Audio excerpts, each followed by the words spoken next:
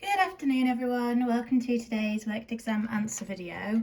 Today I've chosen to have a look at 3 random multiple choice questions. These are AQA questions. The first 2 would need to be answerable to both year 12 and year 13 students, and then the third one, this is just for year 13 students. So if you're a year 12 student, these 2 should be useful. These are organic reactions, this is an energetics question, and then year 13, this is a transition metal question that you will also need to be aware of. So I thought doing some multiple choice would be good because there are so many kind of multiple choice questions out there that cover so many different topics, but also how we choose to answer the multiple choice questions I think differs depending on what the question is asking of us, and knowing how to approach them as well isn't always obvious initially. So I guess a multitude of reasons why I've opted to do some multiple choice questions today, and I've also printed some more off and intend to do kind of more over the next sort of week or two, so that you guys can kind of see different ways of tackling different multiple choice questions. Also, some of them, like the top question, are going to test quite a lot of knowledge in one question, which is both a blessing in terms of revision, but also when it comes to answering the questions, those ones, I guess, can be harder because you've got to know more stuff to be able to answer it. So in the first one, we're looking at 4 different organic reactions, and the question says, in which reaction does the inorganic reactant act initially as an electrophile? So I guess first of all, we've got a couple of words in here that we need to understand. So when we think about an inorganic reactant, not the organic one, so something that doesn't contain sort of carbon as a part of it. So in A, bromoethane is the organic reactant, and it's the ethanolic potassium hydroxide that would be the inorganic one. Likewise in B, chloroethane is the organic reactant, the aqueous sodium hydroxide is the inorganic one. In C, ethane is the organic, chlorine is the inorganic, and in D, ethene is the organic, and then the concentrated sulfuric acid is the inorganic. So that's the first thing I guess we need to appreciate to answer this question. The second is it's asking us which is acting as an electrophile. So we then need to understand what is meant by an electrophile, and this is where having a definition sort of up your sleeve is handy. So an electrophile is an electron pair acceptor.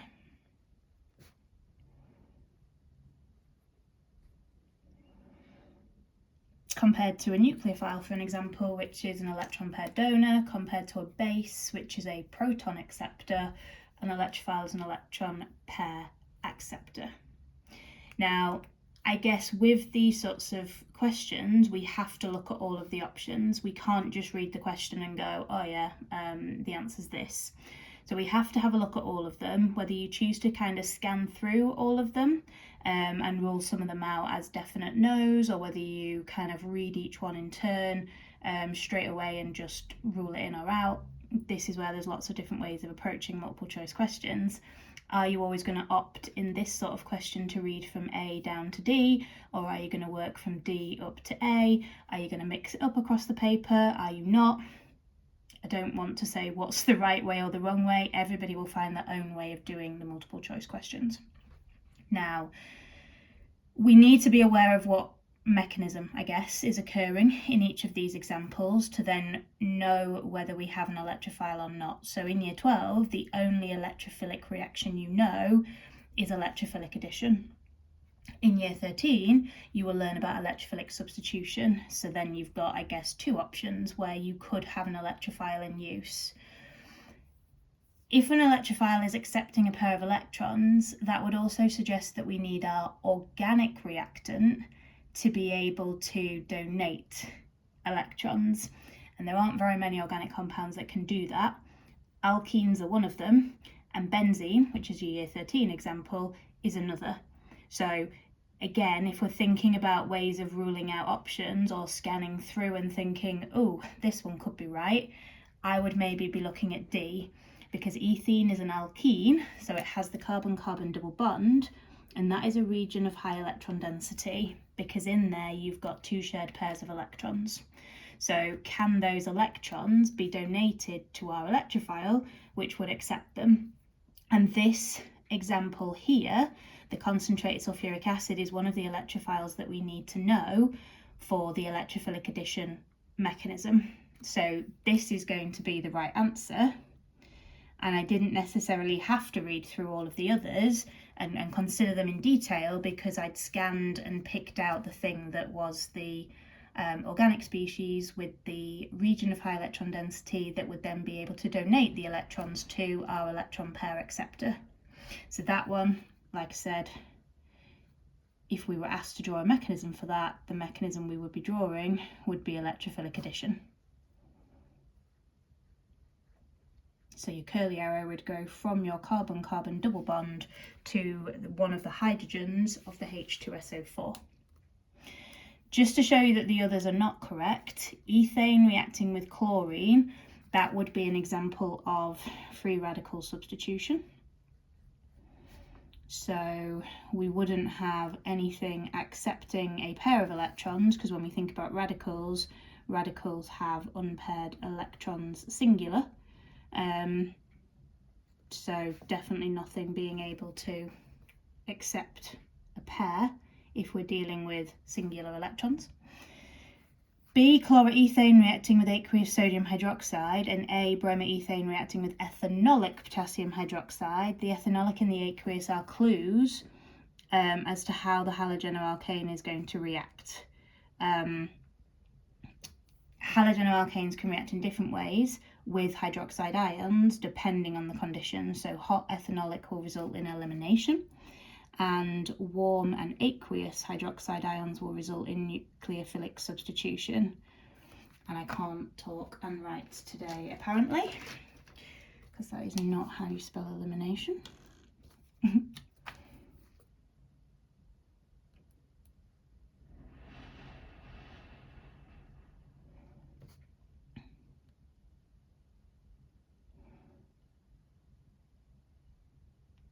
And if you have warm and aqueous hydroxide ions, you will get nucleophilic substitution. Now in elimination, the hydroxide ions are acting as a base because they accept a proton from one of the carbons adjacent to the one that has the halogen atom. So that's not being an electrophile. And in nucleophilic substitution, the hydroxide ions are acting as a nucleophile. They are the things that have the electron pair. They're donating them to the carbon bonded to the chlorine in that example. So you could work through all of them, name the mechanism, and then go, electrophilic addition, so that's the one that's got an electrophile. But to speed things up potentially, if we know the definition for an electrophile and therefore we appreciate that electrophiles are going to need something that is electron rich, we could scan down and maybe pick out D a little bit quicker. Hopefully that makes sense. Let me know, of course, if you have any questions.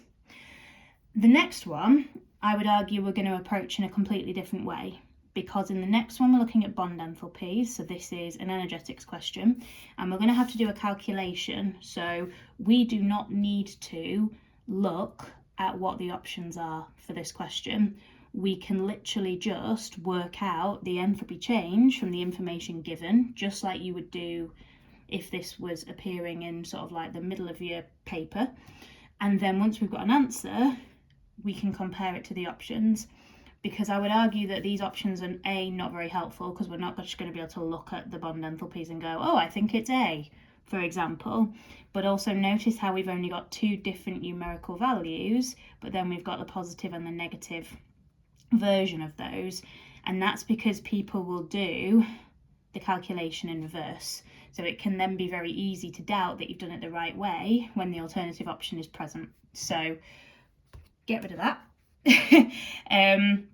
In terms of what we need to do to work out an enthalpy change when we have bond enthalpy data, we're going to do delta H is equal to the amount of energy needed to break the bonds in the reactants, so bond breaking, minus bond making, which will be the energy released when the bonds in the new products are made. And the reason why we're going to take away the bond making is because if bond breaking is endothermic and energy needs to go in, bond making must release energy and thus be exothermic. But these numbers are always going to be positive because by definition bond enthalpy is thinking about the energy required to break 1 mole of covalent bonds. So by doing minus bond making, we're then going to make these numbers be negative, which is what they would be when those bonds were formed. So all I then need to do is figure out what bonds I am breaking and what bonds I am making. Now this is where you may wish to draw these out in displayed formula, or you at least might want to first of all break down what bonds you've got. So we've got 4 carbon to hydrogen bonds in the methane that we're going to need to break. We have got 2 lots of oxygen to oxygen double bonds that we're going to need to break. And then in terms of making, we are going to make 2 carbon to oxygen double bonds, and we are going to make 4 hydrogen to oxygen bonds in the water, because we've got 2 bonds per molecule and we've got 2 lots of the water. So now all I need to do is add up what that is. So for the bond breaking, we've got 4 lots of 412, which is 1648, added to 2 lots of 496, which is 992, and together that gives me 2640. Now of course you would not need to do all of this working out on a multiple choice question. I'm just showing you this so that obviously you can see how to do the question, but if you can do all of this on your calculator in one go, perfect, because you don't get any marks for your working out. Obviously you can do as much working out as you want to if that helps you to get the right answer, but you're not going to get any method marks if you get the answer wrong. So I guess again it's up to you as an individual to figure out what working out is helpful, how much it's useful to write down. So then we're going to make 2 lots of the CO bonds, so 2 lots of 743, and we're going to make 4 lots of the OH bond, which is 463, which gives me 1852. And so in total, the amount of energy that will be released when the new bonds are made is going to be 3,338 kilojoules of energy. Now, as I said, the reason why we do bond breaking minus bond making is to account for the fact that this energy is being released. So we can probably already see that this is going to give us a negative answer of minus 698, and that tells me that even though energy is going in to break the existing bonds, and energy is released when the new bonds are made, overall more energy is being released than is being taken in. So in all reactions there will be an endothermic component and an exothermic component, and then overall it's just which one is bigger. Is more energy going in to break the bonds, or is more energy coming out when we make the new ones? Now, minus 698 is an option, thankfully. But again, had we have, I guess, done this the wrong way round, we possibly would have got positive 698, and I'm not entirely sure where these come from, but presumably it will involve not using the balancing numbers perhaps in front of the oxygens and the water. But again, it's not worth us considering why those wrong options are there, but AQA will give you wrong answers that follow, I guess, common misconceptions. You know, the wrong answers are not stupid wrong answers. They're very cleverly thought through wrong answers. Okay, so that's how we would do that question, and that is very different from the one above, whereby we had to read all of the options, because we definitely didn't need to read all of the options here. We just needed to do the calculation as we normally would, and then select the right answer. For the final one, I would argue that this one is more like the one above. We're not doing a calculation, but again, we don't necessarily need to look at the table. I'm going to completely cover it now. in order to figure out what the oxidation state and the coordination number are of the cobalt in this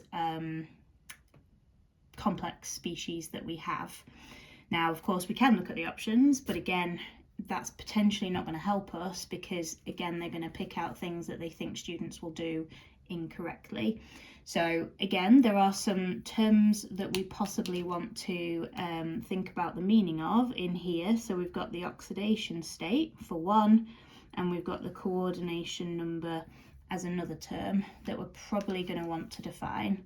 So oxidation state is referring to the charge on the transition metal. So in this case, the cobalt. What charge does that have? Coordination number, which I think is probably the one that's a bit less well understood and potentially is more important here. For coordination number, we're thinking about the number of coordinate bonds, or dative covalent bonds if you prefer, they are the same thing. The number of coordinate bonds formed by the ligands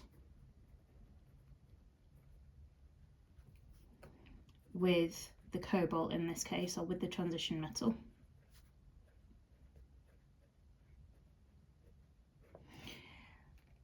And I think this is important because in this overall species that we have chlorines outside of the square brackets. They're not acting as ligands. So the alternative way that we could write this would be to write it as CONH3,5Cl in square brackets and then put a charge on the outside.